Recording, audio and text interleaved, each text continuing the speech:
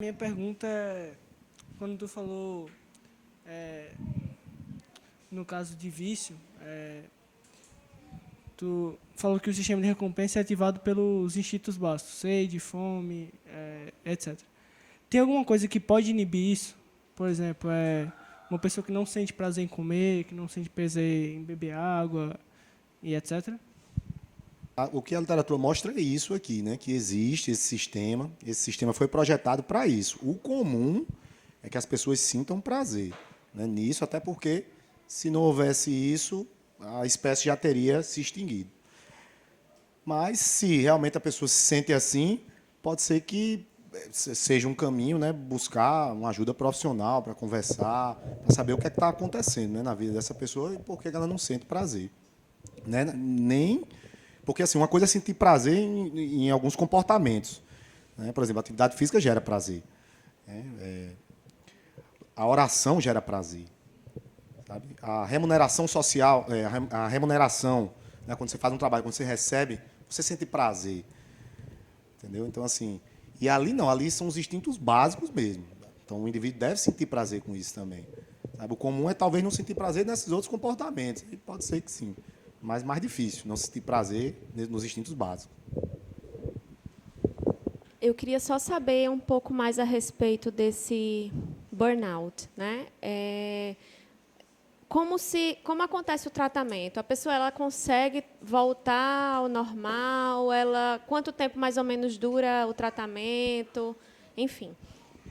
Na verdade, o que ocorre é o seguinte: como profissional, assim, francamente, eu converso com o paciente da seguinte forma, porque na verdade é o trabalho que está adoecendo ela. Então basta ela sair do trabalho. Mas a gente sabe que às vezes o trabalho é a fonte de sustento daquela pessoa. E às vezes ela não está no serviço público, às vezes ela está no serviço privado, e ela depende daquele dinheiro e o chefe dela não muda. As pessoas que trabalham com ela não mudam. Então a hora que eu vou conversar que é o seguinte: eu posso afastá-la do trabalho e ela vai ficar bem. Só que vai voltar um momento que ela vai ter que voltar para o trabalho.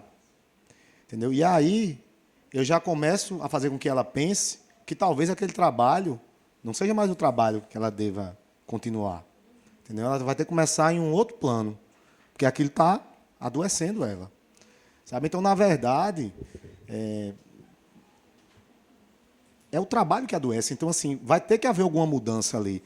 Às vezes, basta um documento mesmo. Às vezes, a gente pede uma readaptação de função, a gente vai alertando que está havendo um problema lá, que está fazendo com que essa pessoa adoeça. E, às vezes, o ambiente é tão hostil que são várias pessoas. O próprio paciente fala: olha, eu estou assim, mas tem vários lá comigo que estão doentes também. Muito comum, as pessoas que trabalham em banco, o pessoal que trabalha no telemarketing.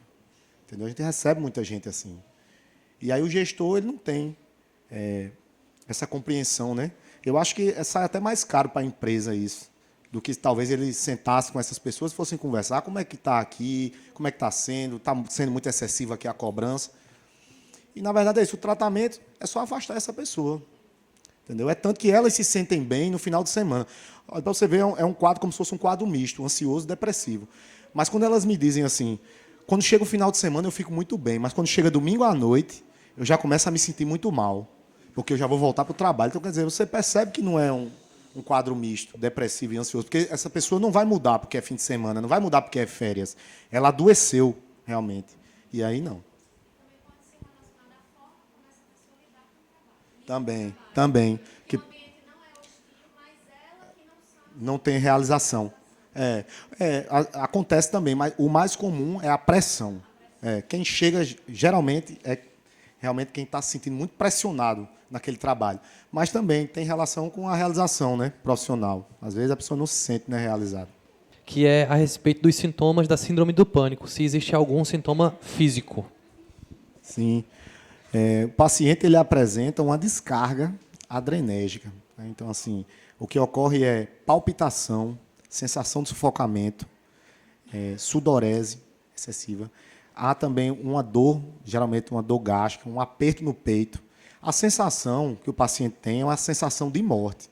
Ele acha que está morrendo mesmo, está infartando, está morrendo. Certo? Então, assim, tem vários sintomas físicos.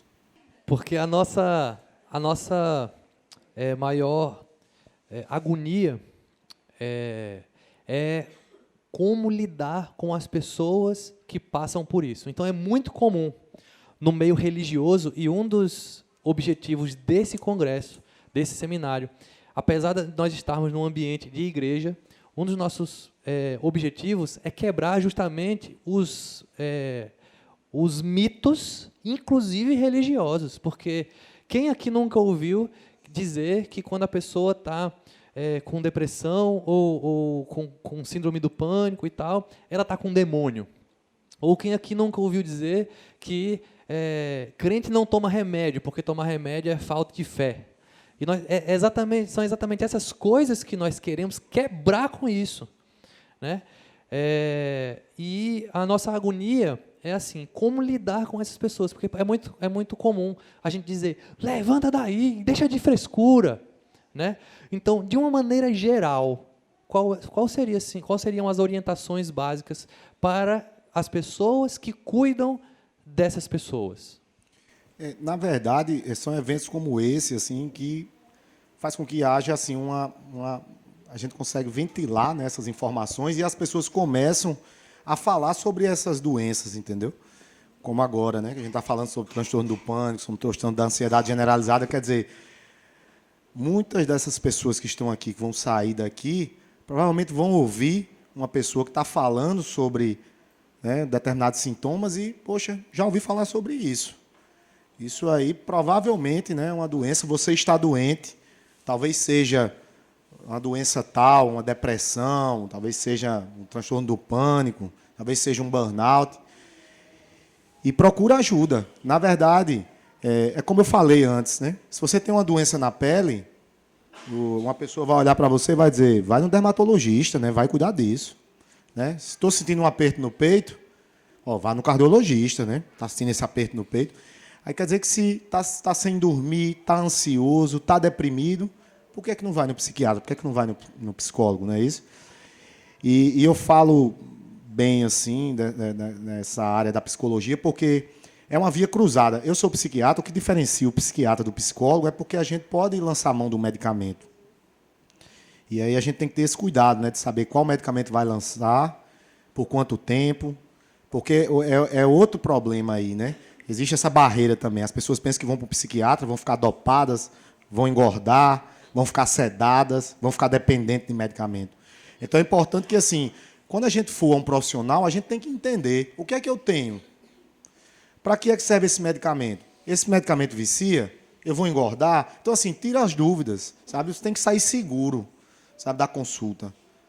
E o profissional tem que mostrar segurança. Se você também achar que ele está falando aqui, mas não estou sentindo segurança, procura outro. Qualquer área, né? Qualquer área. Você vai fazer uma cirurgia no joelho, o cara mal lhe viu lá, vamos fazer essa cirurgia. Não, peraí. Vou ouvir uma outra opinião. Entendeu? Então, são eventos como esse assim, que eu acho que a sociedade ganha muito com isso. Sobre crise de ansiedade, tipo, existe uma diferença entre a crise de ansiedade em si e a síndrome do pânico. E, tipo, quando você está em crise, você tem os sintomas, tipo, o coração está acelerado, falta de ar, não sei o quê, nananã. Aí tem um plano de ação de você fazer respiração diafragmática, nananã. Isso funciona mesmo ou é caô?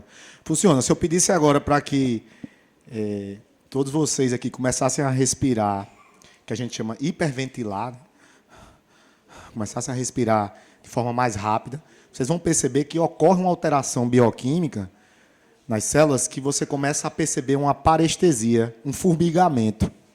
Então, o que ocorre é o seguinte, quando se está passando mal com essa sensação de sufocamento, isso é falado no consultório, o paciente tem que entender que a gente já fez todos os exames, ele não tem nada orgânico. Então, assim, ele se sente daquela forma porque ele está ansioso. Então, ele não vai morrer por conta daquilo. Então, você não vai morrer por conta disso. Certo? E, nesse momento, você vai prestar atenção no seu padrão respiratório. Então, se ele não prestar atenção nisso, a tendência é que ele comece a respirar ofegante, porque ele começa a se preocupar que o coração está batendo mais rápido, que ele está suando, né, que está percebendo que está respirando com dificuldade. Então, ele para, se concentra na respiração, começa a respirar fundo, e isso faz com que a frequência cardíaca diminua, essa sensação de sufocamento diminua, e não vai ocorrer esse formigamento, porque também, quando ele começa a sentir essa parestesia, aí é que ele acha mesmo que realmente está morrendo. Entendeu? Então, é importante aí esse trabalho. E a outra pergunta que você fez é o seguinte: uma questão é, você está muito ansioso e passa mal. Aí você teve um ataque de pânico. Agora, se você passou mal uma vez, passou mal outra vez, e aí você começa a se preocupar com o fato que você pode passar mal novamente, aí mudou. O transtorno já é outro. Que aí você começa a se preocupar agora com o fato de você ter um novo ataque. E aí configura o transtorno do pânico. E se a pessoa não consegue fazer a respiração na hora do momento lá? Não, aí da assim, crise? quando chega, na verdade, para a gente, ele vai ter um medicamento no bolso. Porque assim, o tratamento é feito com um antidepressivo. Essa classe de antidepressivo, ele também combate a ansiedade, são medicamentos ansiolíticos, então combate a ansiedade. Então a gente lança a mão do antidepressivo e deixa o paciente com um medicamento desse tarja preta, certo? Com ele no bolso. Por quê? Porque, como eu disse, o antidepressivo só vai começar a ter efeito na segunda semana e efeito pleno em 4 semanas. Então ele vai estar com o medicamento no bolso, ele já sabe que ele não vai morrer por conta disso, ele vai tentar não usar o medicamento, vai tentar respirar, né, prestar atenção no seu padrão de ventilação. Entretanto, se ele não conseguir isso, ao invés de ele ir para um hospital, porque o caminho geralmente é o paciente vai para um hospital porque está passando mal, aí ele vai colocar um medicamento embaixo da língua e vai abortar a crise.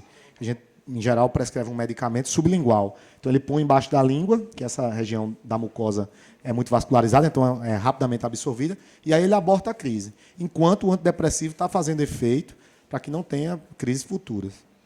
Na verdade, eu queria saber, doutor, se existem níveis diante desses transtornos todos. Se existem níveis, vamos dizer, a pessoa tem tal transtorno, mas num nível leve. E se existe a possibilidade da pessoa identificar logo quando está no comecinho para tratar. Vamos pensar assim, por exemplo, câncer, né? Câncer tem vários estágios. Então, quem identifica rápido, trata mais rápido e sofre menos. Eu não sei se isso também acontece com os transtornos mentais, se pode existir.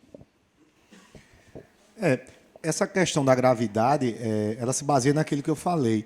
Se a pessoa já se reconhece que não está bem, né, que está percebendo que não dorme, que está muito tensa, né, que está muito irritada, né, geralmente a pessoa se sente mal e as pessoas que estão ao redor começam, às vezes, até a falar, que percebe que a pessoa não está bem, né. A gravidade já começa a se apresentar quando a pessoa já não consegue mais cumprir as exigências, né, sociais, né, as suas relações interpessoais, quando começa a haver uma queda de rendimento, sabe? Mas quando a pessoa já se percebe que não está bem, quando os amigos, os familiares percebem que a pessoa demonstra sinais ali também, né, e sintomas, que está precisando de ajuda, então já é a hora de, pelo menos, procurar um suporte psicológico. Porque eu acredito que existe muito preconceito. A pessoa está um pouquinho, vamos dizer assim, está sentindo um pouco sintomas e fica com muito medo. Não vou para o psiquiatra não, porque eu não estou doido nesse nível. Né? Não, tanto assim quanto eu não vou porque eu não quero tomar remédio. Né? E também, nessa área da dependência química, tem muito isso também. O paciente ele não quer ir para o psiquiatra, não. Eu não vou lá porque vai passar remédio para mim e aí eu vou trocar uma droga por outra. O raciocínio não é esse, né? O raciocínio é que o profissional vai julgar se é necessário ou não, né, o uso do medicamento. No caso da dependência química, em geral, é necessário, porque assim, o paciente sofre na abstinência. Então, a gente deixa o paciente confortável para passar a abstinência, para depois a gente tirar o fármaco. Mas é comum tudo isso, né? Por isso que a gente está aqui, justamente para ir quebrando aí essas barreiras, né, para que as pessoas possam chegar até nós.